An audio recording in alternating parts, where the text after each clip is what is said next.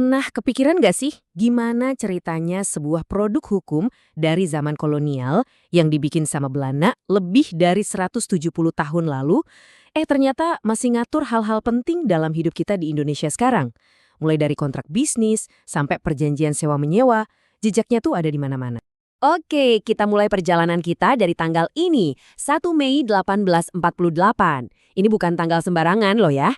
Ini adalah hari di mana sebuah fondasi hukum dari Eropa yang namanya Burgerlijk Wetboek secara resmi ditanamkan di tanah yang nantinya jadi Indonesia.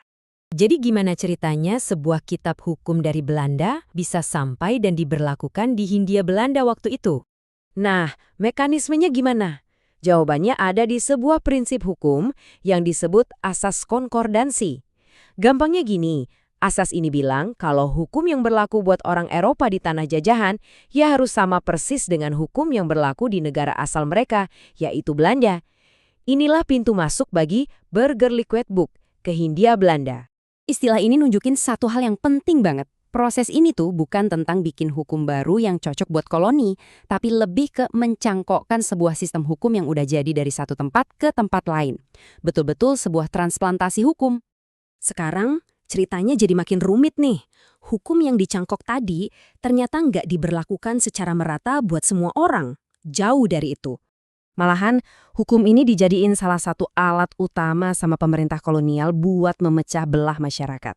Mereka sengaja menciptakan dan mempertahankan sistem segregasi penduduk yang kaku banget. Coba deh, lihat tabel ini. Jelas banget kan, ada 3 golongan. Pertama, golongan Eropa, yang sepenuhnya pakai Burgerlijk Wetboek. Terus, ada golongan timur asing, yang juga pakai BW, tapi dengan beberapa pengecualian. Dan yang terakhir, mayoritas penduduk, yaitu pribumi, yang dibiarin aja tetap pakai hukum adat mereka sendiri. Jadi, poin kuncinya apa? Hukum perdata modern ini pada awalnya sama sekali nggak dibuat untuk menyentuh kehidupan sebagian besar masyarakat.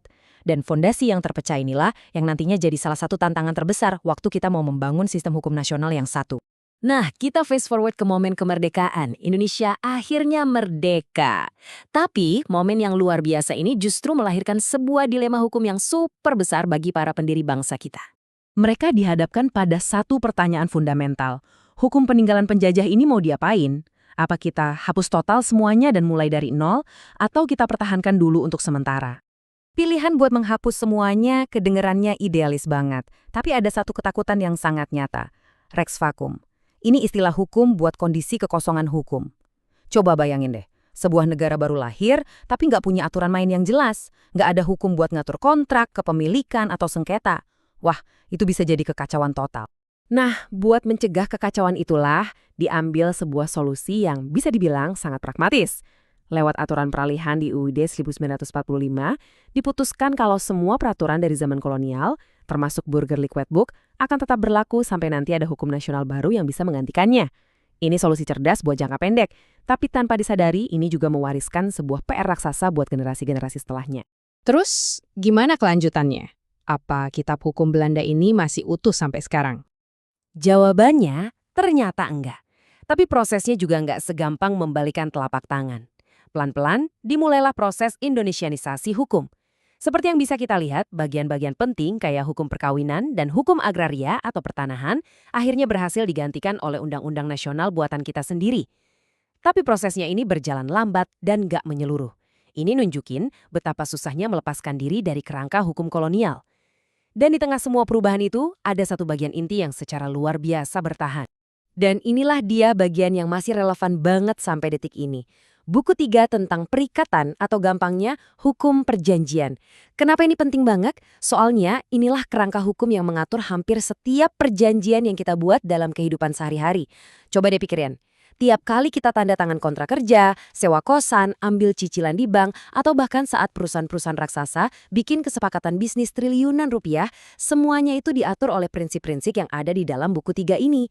Dia ini seperti fondasi tak terlihat dari ekonomi modern kita dan pilar utama hukum perdata Indonesia sampai hari ini. Jadi, setelah ngelihat perjalanannya yang panjang dan rumit ini, kita balik lagi ke pertanyaan awal. Apakah sisa-sisa hukum kolonial ini sebetulnya sebuah warisan pragmatis yang menyelamatkan kita dari kekacauan? Ataukah ini sebuah beban sejarah yang justru memperlambat kita bikin hukum kita sendiri? Jawabannya, ternyata sama sekali nggak hitam putih. Dan ini ninggalin kita dengan sebuah bahan renungan penting tentang bagaimana sebuah bangsa harus berdamai dengan masa lalunya untuk bisa membangun masa depannya.